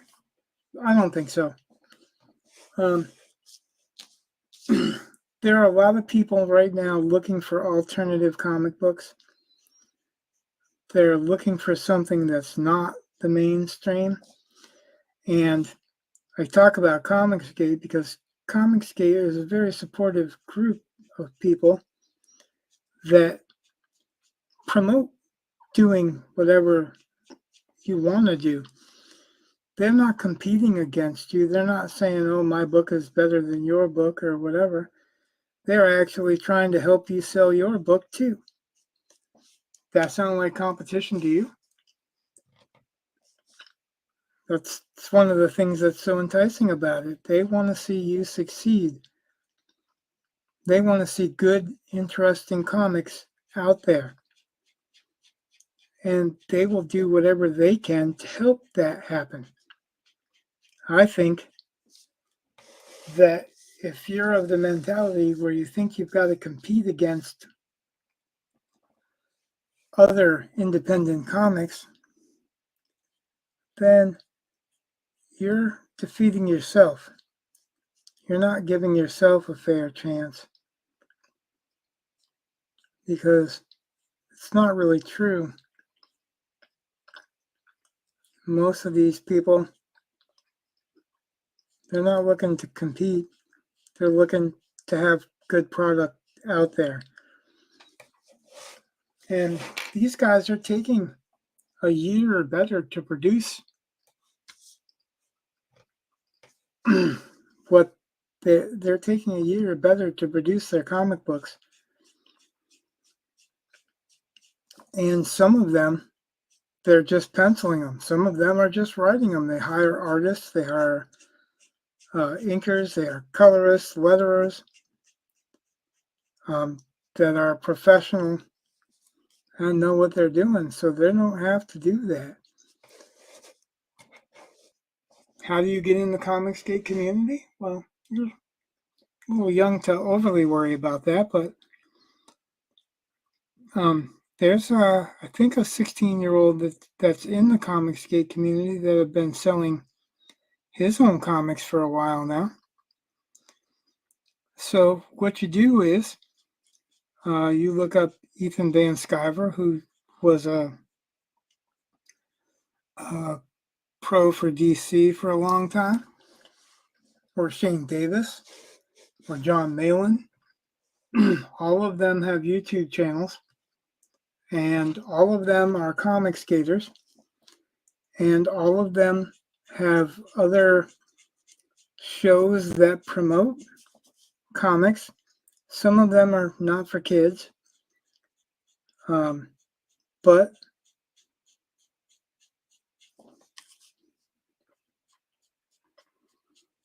they will help anyone promote. It's not like there's an age limit to that either. Like I said, I know at least one kid that's a kid that's Ethan Van Sciver's had on his channel helping him, and Ethan's got a pretty huge audience. For him, he's the actual trademark holder of Comicsgate, the name, and that's a recent development. For him to consider you Comicsgate, you just have to not be promoting politically correct stuff. You have to just be writing about fun stuff. If you want to write about some character that's gay or whatever, that's fine. Have a reason for it, not just because it's gay. Have a character that's a real character.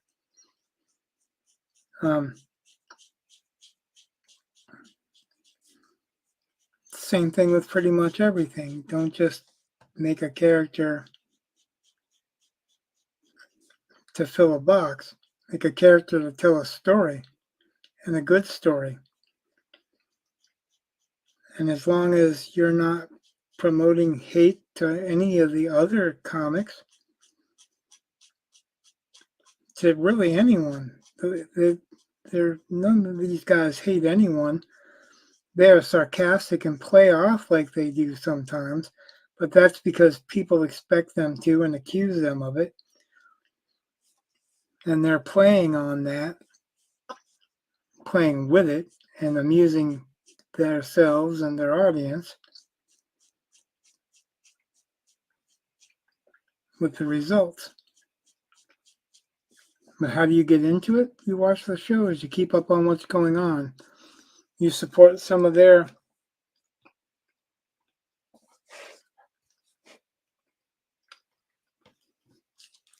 if you watch some of my earlier videos, like the one about Core Draft, there's a link to the Core Draft campaign and Andy Smith, and you can look up his name. He's a comic skater.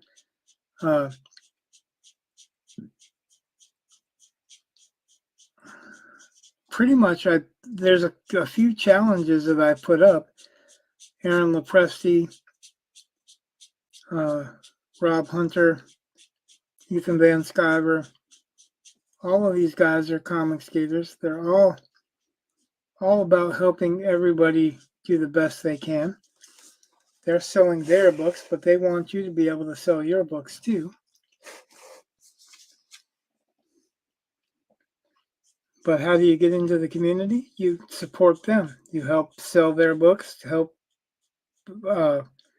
support their campaigns. Like maybe you'll order Cyberfrog, or order one of the books that are out on the campaign, Cord Wrath or something like that.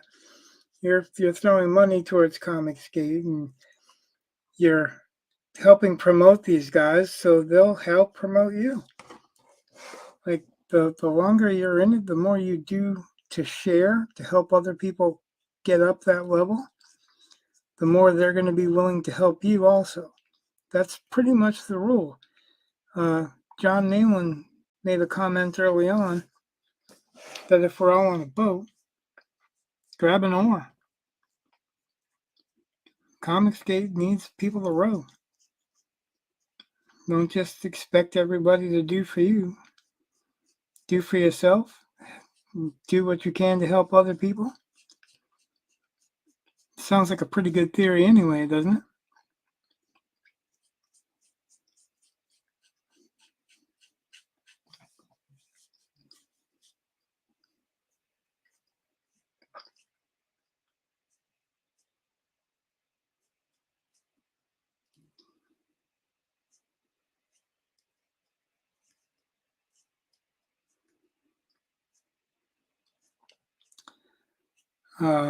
Eric July made $3.7 million on his first comic book. Not saying that you would make that, but he also had an audience. But he also helps promote books and has people on to interview them. And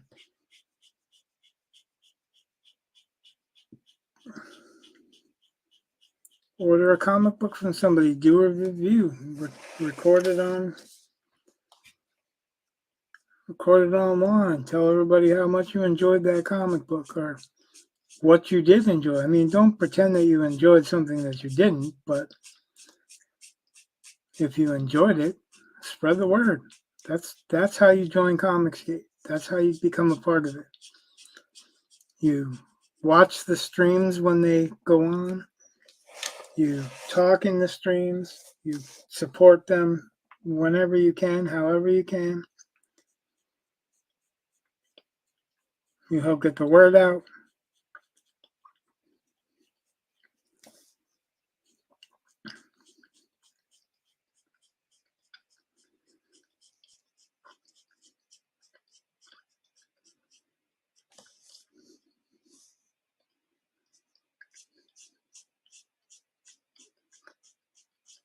That's the way.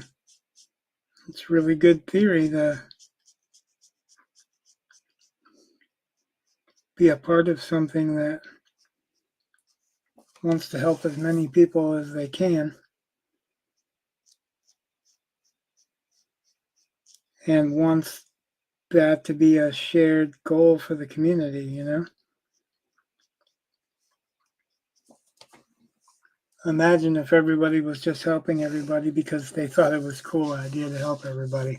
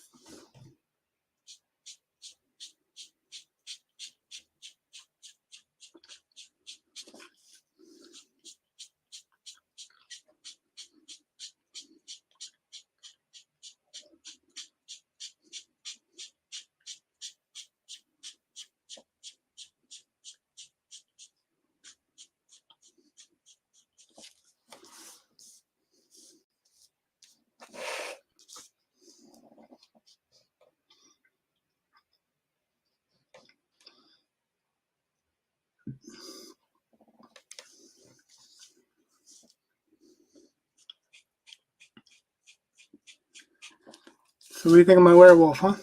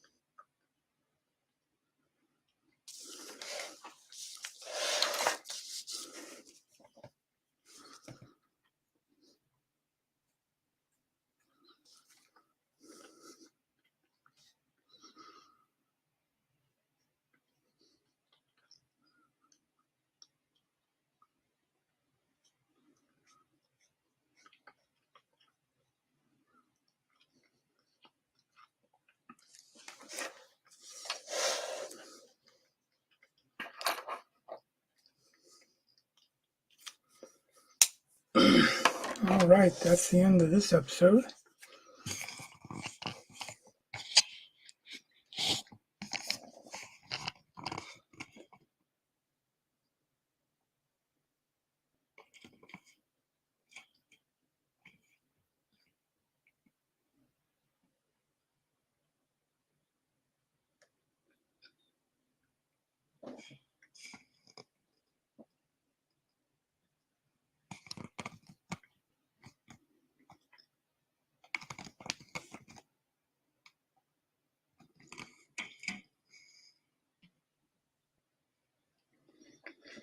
No, why it doesn't want to autofocus.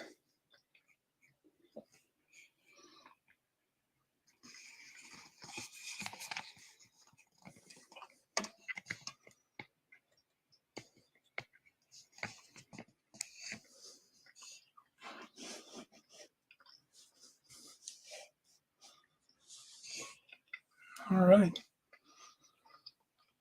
There's some small touch-up stuff I'm probably going to do off camera, but then the next session, it'll be the backgrounds.